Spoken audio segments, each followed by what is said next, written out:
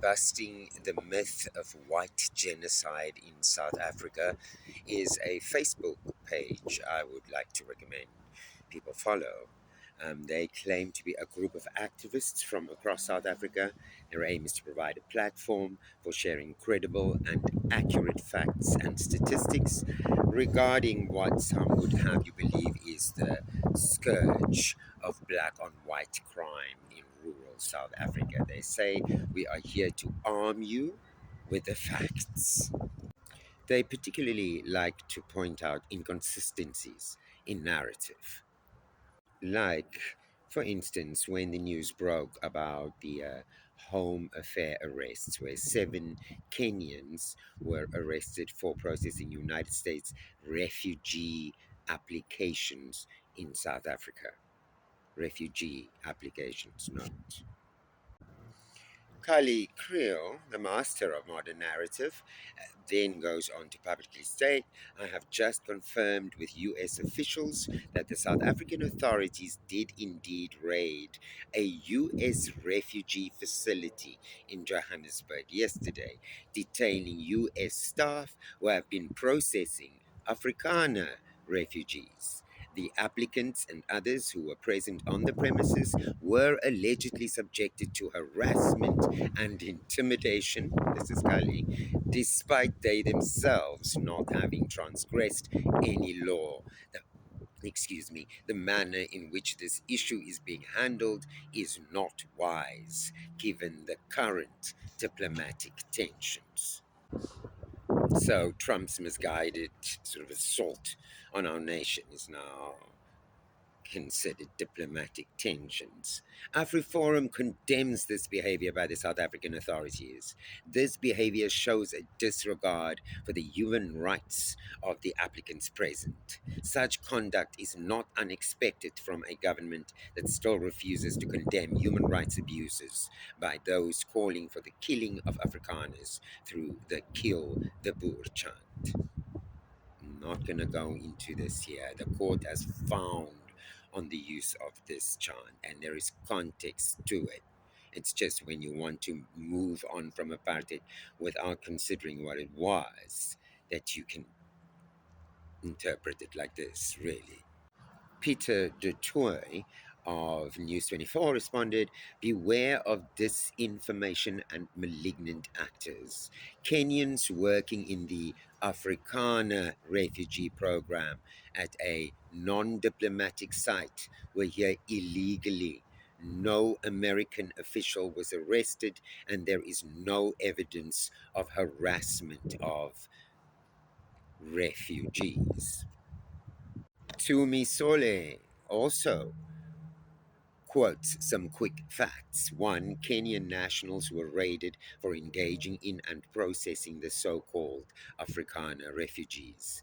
These Kenyan nationals did not have the requisite working visa to conduct such work. No American official was arrested. No interference with the current US Afrikaner program.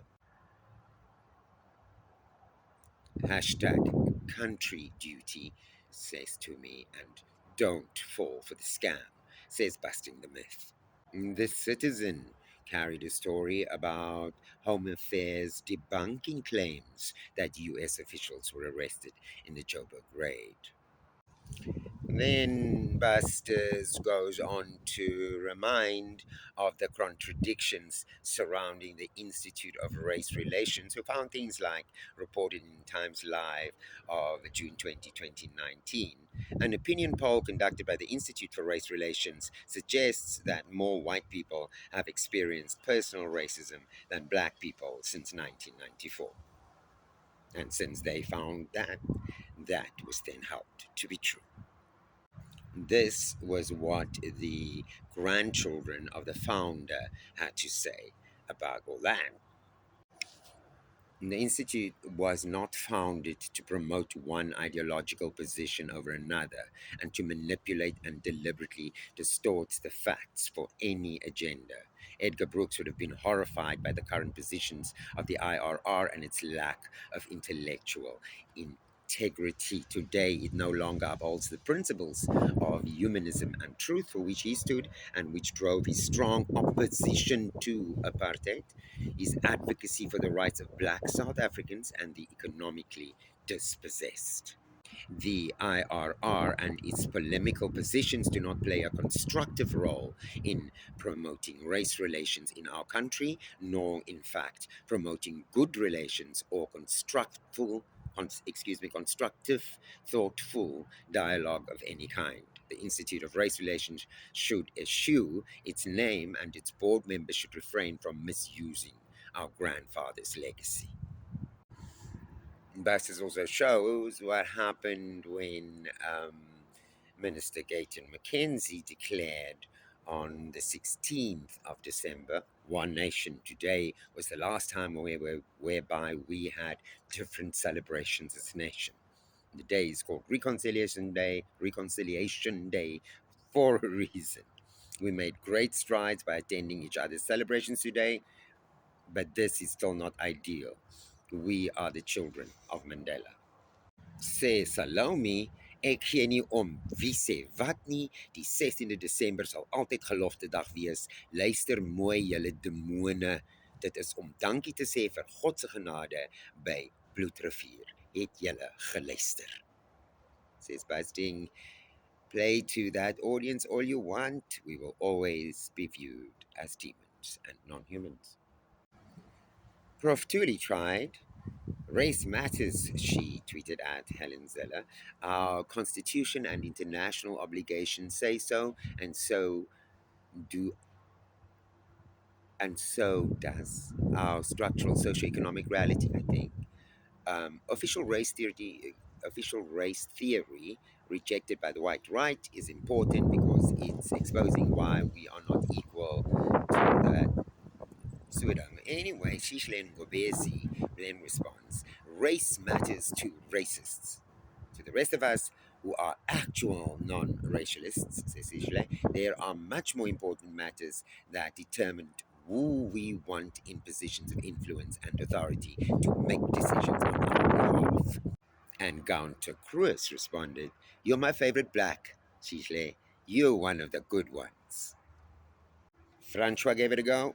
Ek dink nou dis nou tyd dat Trump die klomp breindood stoofneuse wys wie hy is en net so 2 drones oorstuur Soweto toe laat hulle bietjie wakker word.